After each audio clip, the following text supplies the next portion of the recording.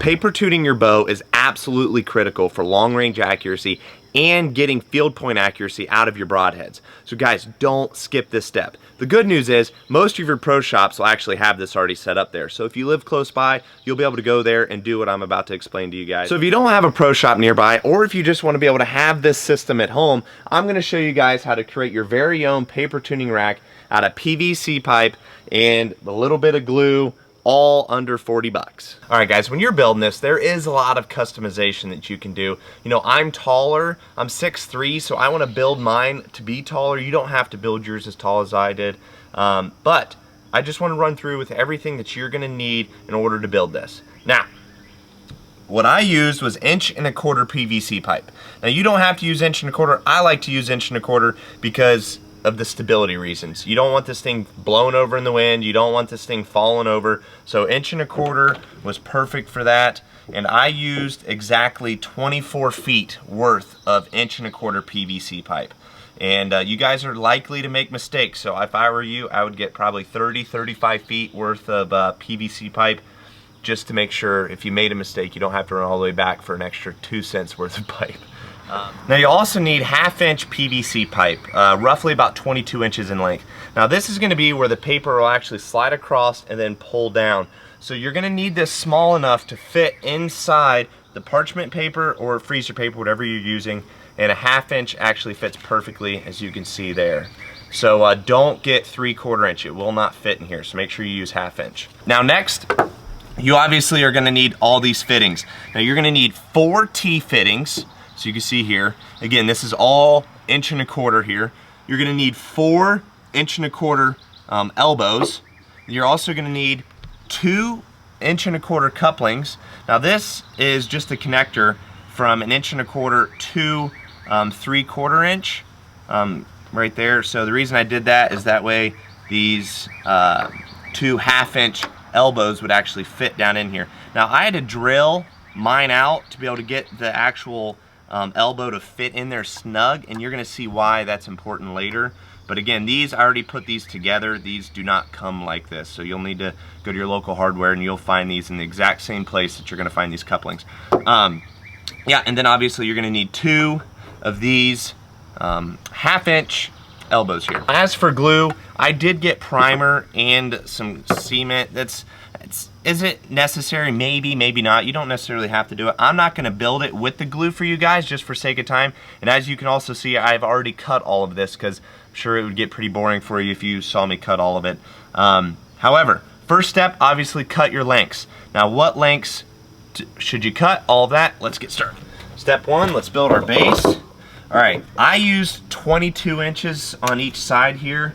Again, I just felt like that was, it's maybe a little overkill, but I like it just for stability reasons. Again, so 22 inches on each side of here. Again, we can put all these right here. This all makes sense really quick. Okay. Then on the back, I did it a little bit bigger. I went 22.5 because, again, that parchment paper is 19 inches across. So you got about 1.25" worth of pipe being lost inside the fitting here. As you can see, you slide that in there. So if I go 22.25 here, it gives me a little bit of extra room here for that pipe, or the parchment paper, excuse me, to be able to fit down the middle.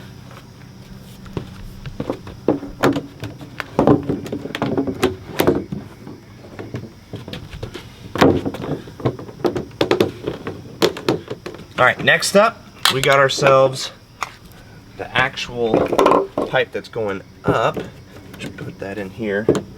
Now, it's important that you don't just run these all the way to the top, and you put a spot where you can run more T fittings like this heading inward. Now, this will be important later, and I'll explain why we're doing that step. I think these go right here on top. Okay. These bad boys, and these guys go here. This goes here.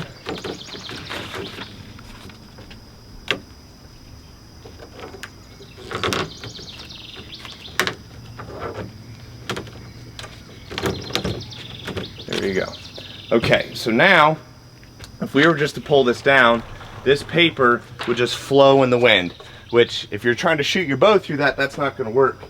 So what I did was I put a piece of pipe through the middle here. So now, the problem is this does not hold this piece of paper in place. Now, you have a couple different options here. You could take the piece of paper around and then, you know, paper clip it to itself. That's an option. You know, but what I'm gonna do, because I don't wanna lose paper clips or anything, I'm actually going to make a slit in this PVC pipe and show you how I did this with just nothing but a hacksaw. Here's another example of it. Make a slit, slide the paper in there, and then it'll pinch the paper down there, holding it nice and taut, being able to get yourself a nice clean pass through without the paper actually moving a ton. So I'm gonna show you guys how I did this. When you're gonna cut this pipe, you're gonna wanna make sure you cut it at about a severe angle as you can. As you can see,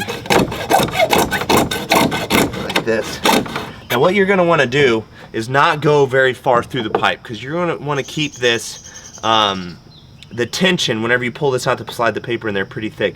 So if you keep trying to do that, you're just gonna cut right through the pipe. So keep cutting little sections out like this. And what that's gonna do is it's gonna allow you to get that angle of the blade more like this. Now what's gonna happen is you're gonna run out of pipe like this. Okay, so you'll have to bend this saw on one side or the other. Now, what that's gonna do is that's gonna change the angle of the blade, and it'll make you cut all the way through the pipe. So you're gonna wanna go back and forth all the way down, and I will show you what I mean. So now I'm gonna change this to where it goes on this side of the pipe, so then it angles it back like this. Now, as soon as it starts going past the midline, I'll come out and then I'll start on this side.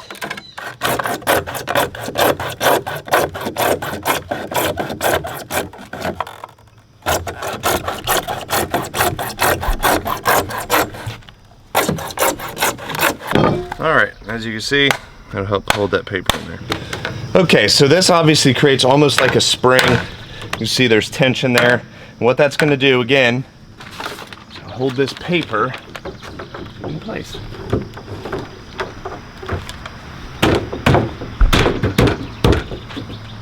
So then you can pull this down like this. Pull it nice right through there. Pull that and let that go. That's gonna hold that paper nice and tight. And that is how you make a homemade paper tuning system. What's also nice about this is it's ultra lightweight. So we're going down to the target and I'm going to shoot through it and show you guys how it's supposed to work. Okay, so obviously the goal here is to get a perfect bullet hole through the paper. You don't want any tears left or right, and I'll show you guys what that looks like. Again, if you're going to shoot with light and nocks, paper tune your bow with a light and nock.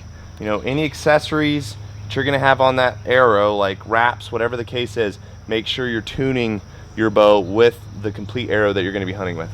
So again, we're just going to shoot here. All right, just going to come up.